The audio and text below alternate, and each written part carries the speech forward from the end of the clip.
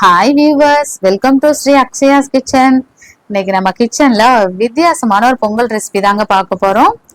அதுக்கு முன்னாடி நான் அதுல ஒரு சின்னதா ஒரு வீடியோ கிளிப் ஒன்று அட்டாச் பண்ணியிருக்கேன், அதை பார்த்துருங்க. பொங்கல்ல ஹாலிக்ஸ் போட்டு இவர் பண்ணுவார் அந்த மாதிரி. மைனா பொங்கல்ல பூஸ்ட் போட்டு சாப்பிட்டு பார்த்துருக்கியா?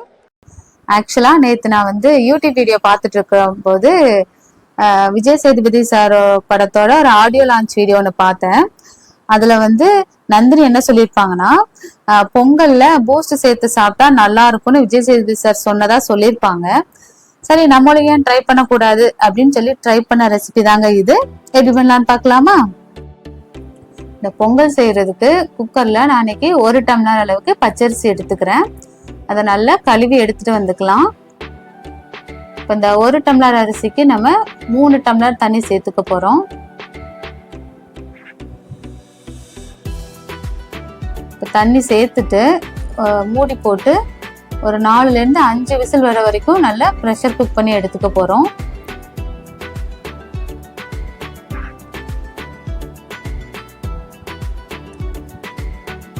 குக்கர் மூடி போட்டு வச்சாச்சு. ஒரு 5 விசில் வர வரைக்கும் வெயிட் பண்ணிக்கலாம். இப்போ பாருங்கள், நல்லா விசில் வந்து ப்ரெஷர்லாம் நல்லா ரிலீஸ் ஆனதுக்கப்புறம் ஓப்பன் பண்ணி பார்த்தீங்கன்னா சாதம் நல்லா குலைவாக வெந்திருக்கும். இதை நம்ம ஒரு கரண்டி வச்சு நல்லா மசிச்சு விட்டுக்கலாம்.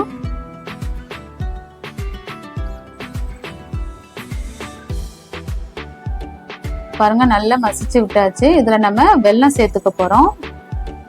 நாளைக்கு 1 டம்ளர் அரிசி எடுத்திருந்தேன். அதுக்கு அதே டம்ளர்ல ஒரு 1.25 டம்ளர் நான் வெல்லம் எடுத்துக்கிறேன்.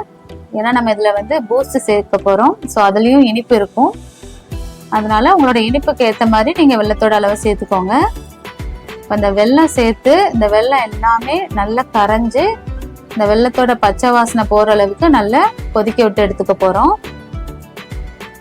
இதுல நம்ம 1 டேபிள் ஸ்பூன் நெய் மட்டும் சேர்த்துக்கலாம். ஏன்னா அடி பிடிக்காம இருக்கிறதுக்காக சேர்த்துக்கிறோம். இப்போ இந்த வெல்லம் எல்லாமே நல்லா கரைஞ்சு நல்லா கொதிச்சு வரட்டும்.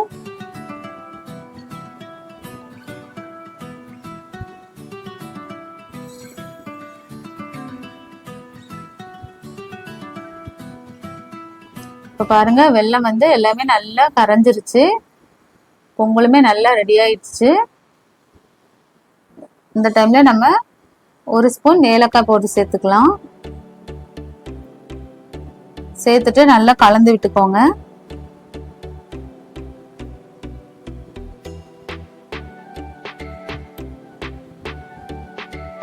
நல்லா கலந்து விட்டாச்சு.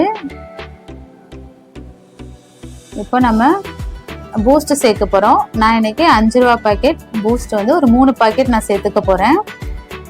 இப்போ 3ஐயும் நம்ம கட் பண்ணி இதில் சேர்த்துக்கலாம். இப்போ அடுப்பை நல்லா லோ ஃப்ளேமில் வச்சுட்டு இந்த பூஸ்டை சேர்த்துட்டு நல்லா கலந்து விட்டு எடுத்தீங்கன்னா நம்மளுடைய பூஸ்ட் பொங்கல் ரெடி.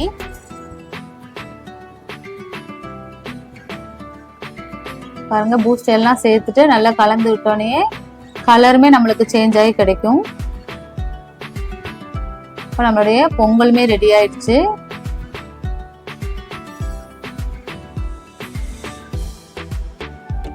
இதுக்கப்புறம் இதை நம்ம வந்து ரொம்ப நேரம் கொதிக்க வைக்கணும்னு அவசியம் இல்லை. இப்போ அடுப்பை ஆஃப் பண்ணிடலாம்.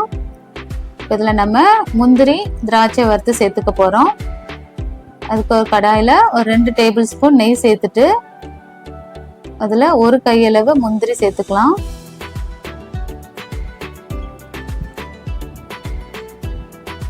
முந்திரி சேர்த்து நல்லா வறுத்து விட்டுக்க போகிறோம். இப்போ இதோட 1 கையளவு காஞ்ச திராட்சையும் சேர்த்துட்டு இந்த திராட்சை வந்து நல்லா உப்பி வரணும். அந்த அளவுக்கு நல்லா ஃப்ரை பண்ணி எடுத்துக்க போகிறோம். முந்திரியுமே நல்லா சிவக்க வறுபடணும்.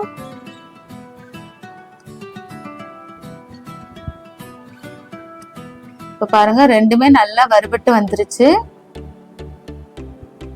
இப்போ இதை நம்ம பொங்கல்ல சேர்த்து நல்லா கலந்து விட்டு எடுத்தோம்னா நம்மளுடைய பூஸ்ட் பொங்கல் ரெடி. டேஸ்ட் தான் எப்படி இருக்குன்னு தெரியல, பார்க்கலாம். பாருங்க, நல்லா கலந்து விட்டு எடுத்தாச்சு. பார்க்கவே நல்லா டெம்டிங்கா இருக்கு.